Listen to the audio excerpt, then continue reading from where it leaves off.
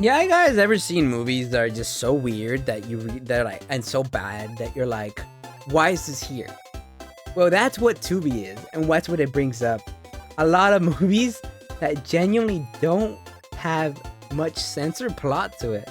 They're so badly made and so like self-made. It's actually kind of like sad, but it's also one of the most entertaining things you could watch because they're just so random.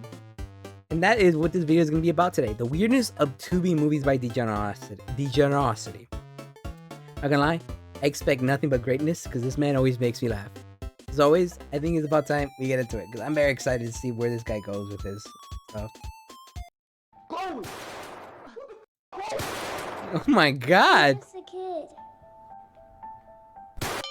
Oh no! Movies. A magnificent visual art form that can show the riveting story of one's life or journey. They can display the harshness of someone's struggles and the beauty of someone's rise, conveying emotions that whenever I see them on screen, I can't help but feel the same way the character is feeling on screen. Not only that, they can introduce you to a new world that is entirely detached from our reality that I'm almost always engulfed in. I think that's a beautiful wonder about movies. They can spark out emotions from me that I just can't get from any other media. Right? But what kind of deep emotions does movies like this spark for me? Joy! Of course, just like with everything else in existence. Hey, do not trash on OG Goji, okay? Alright, OG Goji was great in his peak. I will not stand for this slander.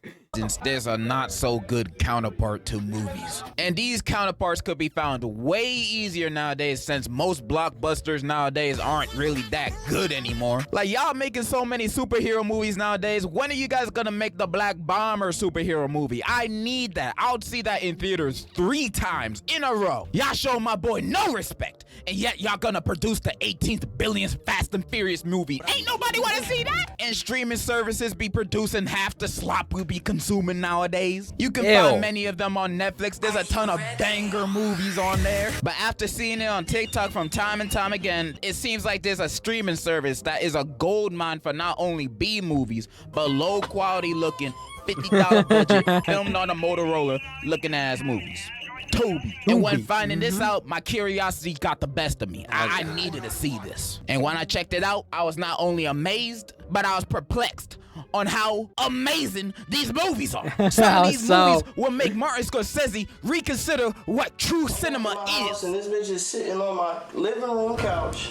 You the only one with a key. What are you talking about? Tiffany the doll. Boy, I don't even know what you're talking about. I haven't been there in a week. Where the fuck did she go? Tubi, if you ain't know, is a streaming service like the others, but unlike them, out of their original catalog, they have great works of arts like Bad Cat, Mary Finger Kill, and Shark Side of the Moon. You know, absolute Shark Side of the Moon? But outside the originals they produce, Tubi also has a big catalog of B movies. Not the jazz one, but low budget and indie movies. It has a whole bunch of films made by everyday people like you and me, since anybody can make a movie nowadays. If you got a camera, you can make a movie. The thing is, a lot of these films don't look the best, or sound the best, or even make sense half the time, but that's okay. With a blind man driving. Made and created a movie that they're so proud of that they released it to the public for all of us to watch. There's no better accomplishment than that. I'll be talking about one movie today, and that movie is titled Love Beat the Hell Out of Me. And today, I'll be going through and over these movies, just so you guys can see a glimpse of what I saw of what Tubi has to offer. By the way, this ain't sponsored by Tubi. They ain't paying me jack to do this. But if a Tubi exec is watching this, my pockets are open. Just like how my pockets are open for today's sponsor, War Thunder. All right. Whether you got a P, use my link in the my boy description got a sponsor, and download though. it now. All right, let's get this started. I gotta go to my BBL appointment later. So the movie I'll be talking about is Love Beat the Hell Out of Me. Now, I'm not sure this movie is trying to be a sequel or a remake to the 2000 movie with the same title starring the original War Machine, but honestly, my research ended there. I ain't watching both movies. The movie starts off with the beautifully done studio logos and title card with some MF Doom song playing in the background. I don't know, I've only heard them from TikTok. And right at the start, we get introduced to our 2 main characters, doing it. Okay, why start off a movie with a sex scene? Why? You instantly make it awkward when I'm with my family. Anyways, our two characters, do you mean? Renee It's and perfect for all Antonio, are families. happily married. They got a kid and they're doing fine, I guess. Okay. Then we cut to Antonio's job at his office and he already acting like a demon.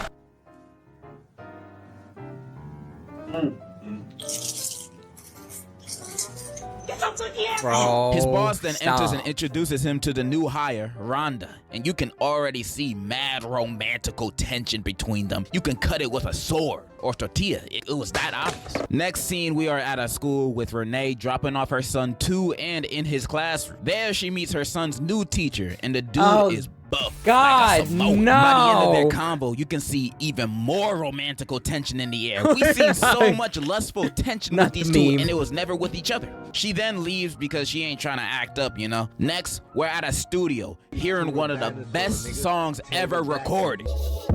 Sitting in my crib, trying to get blown. Niggas need to understand my shit just flows. Like the breeze off the fucking lake. I got this dope shit uncut, make your ass lose weight. So this dude is Renee's brother, and I don't apparently this know is about Antonio's studio. And they're all a part of this music group. I forgot what it's called. And Antonio invited some fine singers to help him record a song. Renee's brother and Antonio start hollering at these girls, and all of a sudden, this dude becomes a comedian. No, he didn't call himself T-Slick. For real? This candy man looking goofy. Yeah, say my name 3 times, motherfucking watch for that. Yeah, how dare you sabotage me in front of these ladies when your sister is literally my wife? But they kiss and make up at the end, so it's all cool. Then we teleport to this long salon scene where Renee works out, and all the girls there are roasting each other, talking about their kids and that new teacher Renee met today. Her salon buddies egg her, trying to get the deets out of her, but she shows off her wedding ring, announcing her loyalty to Antonio. How sweet. Alright, not gonna lie, first third of this movie is kinda slow. There's a lot of small talk, like Antonio telling Ray about the new hire and one of Ray's grown-ass friends trying to flirt with a kid in a chicken shop. Hey, got an ID? You can go home with me, fool. It ain't until we back in Antonio's office and Rhonda calls him for some assistance. Antonio heads over to her office, and then his boss is looking for him because he just got nominated for an award for best attorney in the district. The boss and secretary go to Rhonda's office to tell Antonio the good news, only to walk in on him giving Rhonda back shot. Oh no! Freaking kidding me? They fired on the spot, and Rhonda's laughing like she an anime villain. I don't know what the hell that's about. We then cut to Renee, bro, showing up to their house, and he trying to tell her the bad news about her husband, Antonio. I have no idea how he knows, but like, just deal with it. But then he does one of those long build-up explanations. Instead of just saying what the husband did, just say he cheated. Your husband ain't the man you think he is. Then Antonio walks in last second right before an actual explanation, of course. I hate when characters do that in movies. Just spit it out. Spit it out already. Then we cut to Renee visiting Antonio's old job because she just wanted to see her husband being a working and strong man. Only to find out this man hasn't been working there for 2 weeks. She obviously mad, but then the boss tells her the real reason why he got fired. Then she gets even more mad. What? You Miss Chambers. Renee. You, the job of everybody that work up in here, your nosy ass secretary. Renee. We then cut to Antonio making music. The secretary with that one was actually earlier. funny. Then they start nah, I'm not gonna sugarcoat it. My guy really said, I already cheated once. I might as well do it again. Then Renee finally confronts him about his cheating, his job, and she is tired of his dishonesty. You need to calm down. Stop telling me to calm down. Is she gonna go ahead and sleep with the teacher then? Oh, This man that's just starts domestic. going Chris Brown on her and starts chasing her That with is a gun like with he a John gun? Wick That is- in the most intense chase scene I've ever seen in a movie. Okay, not the Roblox. That's crazy. Oh god. Why? You just... She falls and he brings her back home and threatens her, saying, What is you better this? not leave me or I'm gonna go crazy. How did this escalate He's this also a crackhead far? now, I guess. Next scene, her brother show up and sees her face. Super worried, he asked, who did this? And she's like, Antonio, but we're not together no more, so there's nothing to worry about. But he wasn't having it, and he was gonna deal with it on his own. Is he gonna get Bro shot? waits for Antonio to pull up out of his car to drive by his ass. Hey, Antonio, you been beating on my sister? Yeah, that's my wife. What the fuck am I? Catch your business. It's my business. Oh! And in Antonio's dying breath, he licks his lips and then dies again. Can't be seen having chapped lips around the hose. Then we cut to his funeral, which is mad empty. Not even his son showed up. Nobody liked this nigga, I guess. And Renee crying like he ain't just beat her ass 5 minutes ago. That's what I mean. What? Renee then goes to see Antonio's mother. You got beat up and put a gun in your face. What are you mad for, woman? Goddamn. And after seeing Renee's scars, she said she always feared this would happen to her. Turns out Tony's father was also a cheater and a beater. And Antonio got his bad habits from his daddy. She begs for Renee to leave Antonio, but Renee says she can't leave him because he threatened her. But he was just at his funeral. But he's He dead now. What are you gonna do? Slap you from the grave? He's like, dead. That's just ridiculous. Tony's mom then recommends her to at least leave the house while he's still there. And then she proceeds to think about her son's dead, teacher that though. she spoke to for like 30 seconds. I didn't know you guys had that kind of relationship already. Anyways, we go to the next scene at night to the singer girl appearing to be catcalled by some random homeless dude. Only for him to be Antonio? I thought this man was dead. He was dead. Doing back? First time I saw this scene, I thought it was a flashback or something. But nah, he's alive. He's live. So what was that funeral about? Some Mr. Robot dream sequence or some shit? How is he not dead? I mean, from what I found out later on in the movie, he ain't from Wizards of Waverly Place. So how he came back to life? And the movie never explains this. No. He's just alive again and homeless now. My personal theory is that he has the same powers of Kenny from South Park. That's just me. Anyways, dark. he confronts the girl about her not answering his calls, but she ain't having it with his drug problems because he's a junkie now, I guess. He gets mad and is about to smack her, but then she pulls out the blicky on him. Me go. He slowly backs away from her and then she notices got the someone he 9 knows iron. in the alleyway. I know you. What do you want, man? It's his dealer, and he begging for more compound V, but he got no money. So he offers to do whatever she wants. They walk away together, and we transition to a montage of Renee becoming a stronger woman who don't need no man. We then cut to her packing her bags to move out, and while packing, Renee's friend frantically comes in the room. Renee, good phone call. We need to go get Antonio now. Get him for what? Like I said, we need to go get Antonio. And she does one of those Why? things where she don't explain why she has to do it. She Oh just my says, there's no God. time. Like, nah, you You gotta could explain why explain I that need to on save the my way. abusive husband, because I will never be in the mood for that. Renee eventually agrees to go, and as they looking around for Why? him, they pull up to a trap house, and then her friend like, nah, let's just get out of here and Yeah, call the why do police. you This place care? ain't safe. But Renee's like, nah, he my husband. Nigga, you leaving him. Both of them go inside and Renee's friend starts tripping for good reason, saying again, this ain't safe because there's literal junkies walking around and why we doing all this for him? Him! Then Renee says, look, I just need to know. I just need to know what he's been up to. no!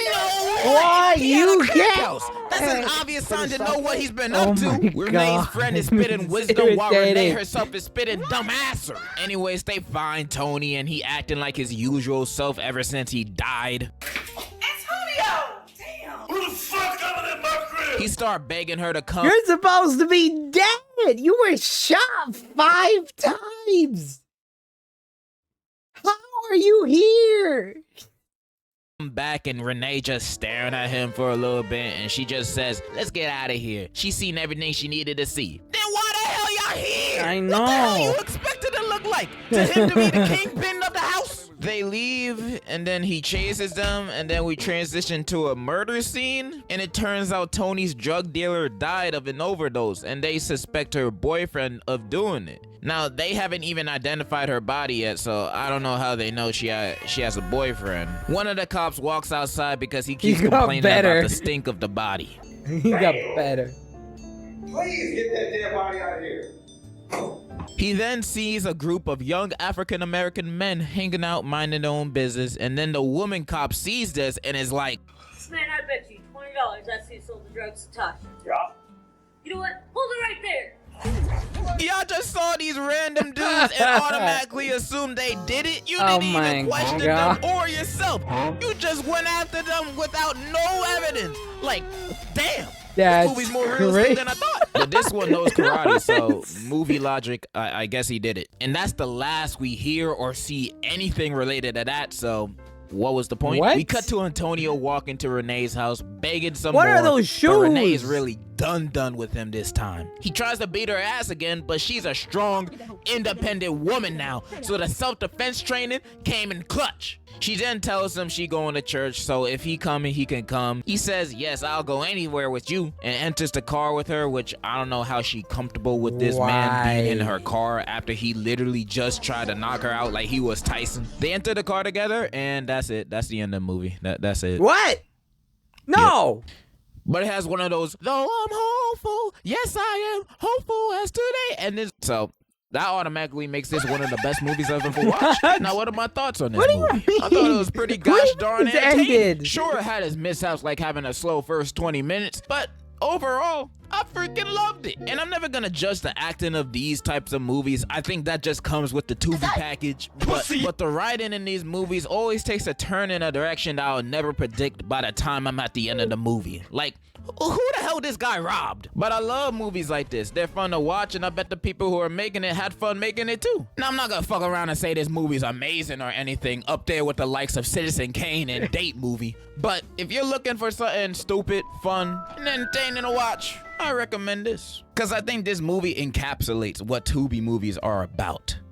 Ridiculous. Anyways, I hope you guys enjoyed this video. I know I've been gone for God knows how long, but hopefully that won't happen again. Hopefully. But I still 100% definitely love all of you guys. I love you. I love you. Also, thank you War Thunder for sponsoring this video. Remember to click my link in the description to download the game for free on PC, Xbox, or PlayStation. Thank you War Thunder for the sponsor so I can keep my lights on and not be homeless. Anyways, that's all I wanted to say. And in conclusion, I love you. All right.